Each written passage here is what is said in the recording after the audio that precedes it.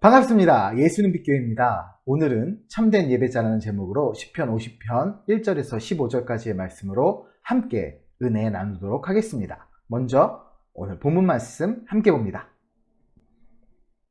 전능하시니 여호와 하나님께서 말씀하사 해 돋는 데서부터 지는 데까지 세상을 부르셨도다. 온전히 아름다운 시온에서 하나님이 빛을 비추셨도다. 우리 하나님의 오사 잠잠하지 아니하시니 그 앞에는 삼키는 불이 있고 그 사방에는 광풍이 불리로다. 하나님이 자기의 백성을 판결하시려고 위 하늘과 아래 땅에 선포하여 이르시되 나의 성도들을 내 앞에 모으라. 그들은 제사로 나와 언약한 이들이니라 하시도다. 하늘이 그의 공의를 선포하리니 하나님 그는 심판장이시미로다. 셀라. 내 백성아 들을지어다. 내가 말하리라. 이스라엘아 내가 네게 증언하리라. 나는 하나님 곧 내 하나님이로다. 나는 내 재물 때문에 너를 책망하지 아니하리니 내 번제가 항상 내 앞에 있음이로다. 내가 내 집에서 수소나 내 우리에서 순념소를 가져가지 아니하리니 이는 산림의 짐승들과 뭇산의 가축이 다 내 것이며 산의 모든 새들도 내가 아는 것이며 들의 짐승도 내 것이미로다. 내가 가령 주려도 내게 이르지 아니할 것은 세계와 거기에 충만한 것이 내 것이미로다. 내가 수소의 고기를 먹으며 염소의 피를 마시겠느냐? 감사로 하나님께 제사를 드리며 지존하신 이에게 내 소원을 갚으며 환난 날에 나를 부르라. 내가 너를 건지리니 내가 나를 영화롭게 하리로다. 아멘. 우리의 창조의 목적을 수십 번 수백 번 강조해도 부족함이 없습니다. 우리는 하나님께 예배하기 위해 창조된 존재입니다. 하나님을 찬양하며 그 이름을 즐거워하기 위해 창조되었지요.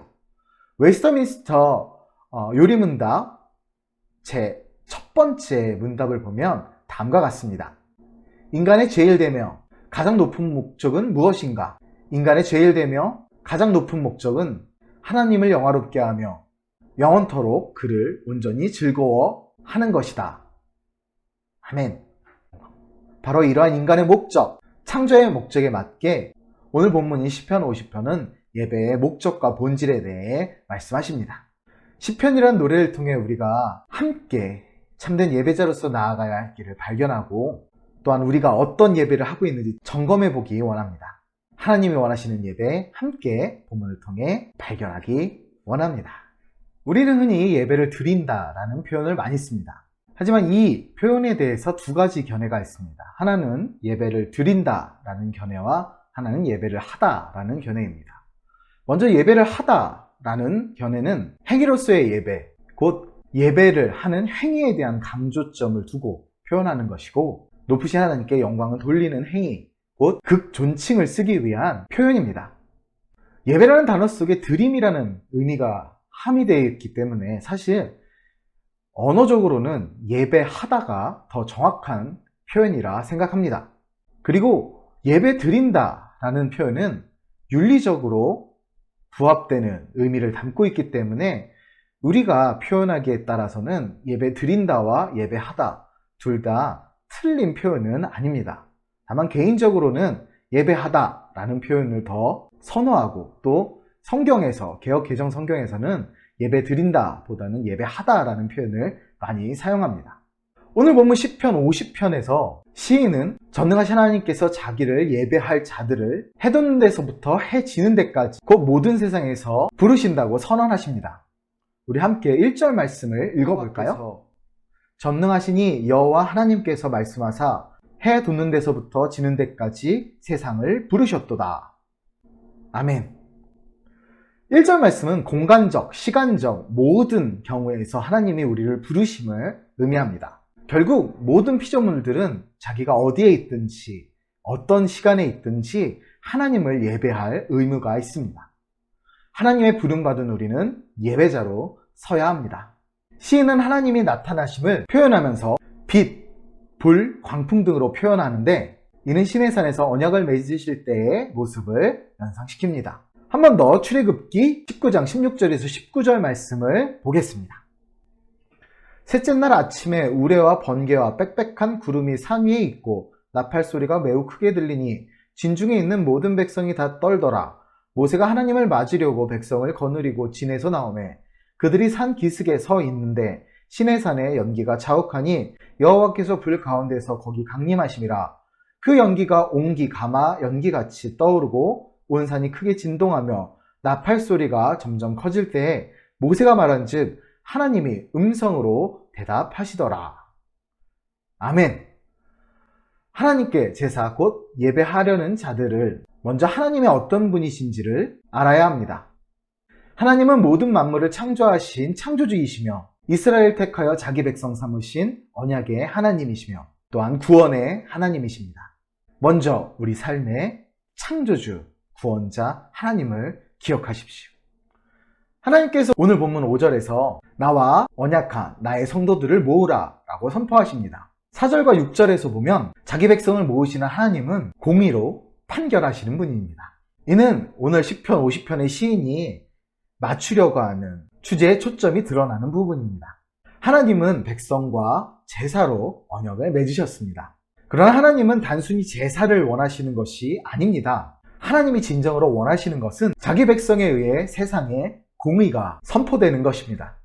우리는 이런 예배의 이유를 반드시 기억해야 합니다. 그저 매주 예배에만 참석한다고 되는 것이 아닙니다. 예배자를 통해 하나님의 공의가 세상에 선포되는 것입니다. 오늘 시인은 7절에서 쉐마, 곧 이스라엘아 들으라 라는 신명기 6장 4절의 말씀과 나는 내 여호와니라 라는 출애굽기 20장 2절의 10계명의 서문을 연상시키며 주의를 집중시킵니다. 그리고 하나님은 좋은 선물을, 좋은 재물을 원하시는 분이 아니라는 사실을 분명히 천명합니다. 시인은 하나님이 만물의 주제이시고 모든 것의 창조주이기 때문에 배고프거나 욕심이 나서 좋은 재물을 원하시는 것이 아니라 얘기합니다. 곧 제사의 의미는 좋은 재물을 드린다고 좋은 제사가 되는 것이 아니고 예배 역시 좋은 건물, 좋은 시설, 좋은 순서, 좋은 찬양 이것이 꼭 중요한 것이 아닙니다. 좀 더 쉽게 이야기하면 우리가 눈으로 보여지는 것들이 중요하지 않다는 것입니다.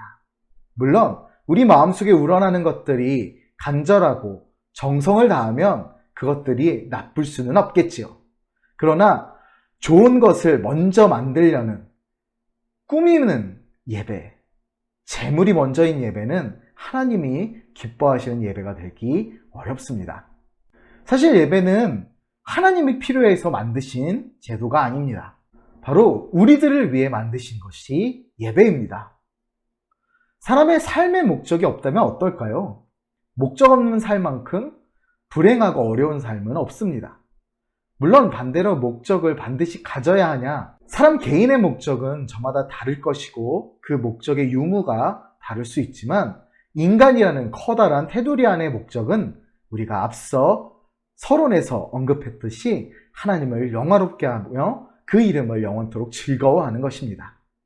결국 예배의 목적은 하나님과 인간 사이의 소통을 위해 하나님이 우리에게 베풀어 주신 선물일 뿐이라는 것입니다. 우리가 하나님을 찬양할 수 있는 방법이 무엇이 있을까요? 하나님께 영광 돌리는 삶을 살기 위해 어떻게 살아야 할까요? 이 모든 것에 있어서의 답은 예배에 있습니다. 결국 우리가 인생을 살면서 예배에 대해서, 하나님을 찬양하는 행위에 대해서, 하나님을 영화롭게 하는 행위에 대해서 고민할 때 그 답을 쉽게 얻고 조금 더 직관적으로 얻을 수 있도록 우리에게 주신 선물이 바로 예배인 것입니다. 그렇기 때문에 우리는 예배할 때 하나님께 감사함으로 나아야 합니다. 하나님의 귀한 선물, 그리스도 예수, 그리고 예배입니다. 하나님께서 오늘 본문 14절에서 하나님께서 원하시는 것은 감사하는 마음과 서원을 갚는 실천입니다. 참된 제사를 드리는 자가 환난을 당할 때에 하나님께 구원받으며 하나님이 주시는 영광을 누릴 수 있습니다. 하나님은 우리가 얼마나 드렸느냐, 얼마나 자주 모이느냐 이런 것에 관심을 갖고 계시지 않습니다. 모이기에 힘쓰면 흩어지기 위해도 힘써야 하지요. 결국 우리가 얼마나 참된 마음으로 예배를 하였는지, 일상 가운데 얼마나 신실하게 성화의 과정을 참여해야 하였는지, 하나님과 함께 동행하는 삶을 어떻게 살아가고 있는지에 관심을 갖고 계실 뿐입니다. 말씀을 정리합니다. 진정한 감동과 뜨거운 예배가 있는 곳은 장소나 시간이나 순서나 시설이 중요하지 않습니다. 다만 그곳에 참여한 그 사람들의 마음이 중요한 것입니다. 결국 가장 아름다운 예배는 하나님을 예배하고자 하는 마음으로 뜨겁게 모인 무리들의 모임입니다. 그리고 그렇게 뜨겁게 예배하는 예배자들의 모임입니다. 시편 50편에서는 외적인 형식을 갖추고 외적인 감사만 하는 제사, 진정한 감사와 찬송이 없는 제사, 곧 내면의 준비 없이 드리는 제물과 외형만을 준비해서 드려지는 제사를, 그리고 거기에 참여한 사람들을 책망하고 계십니다.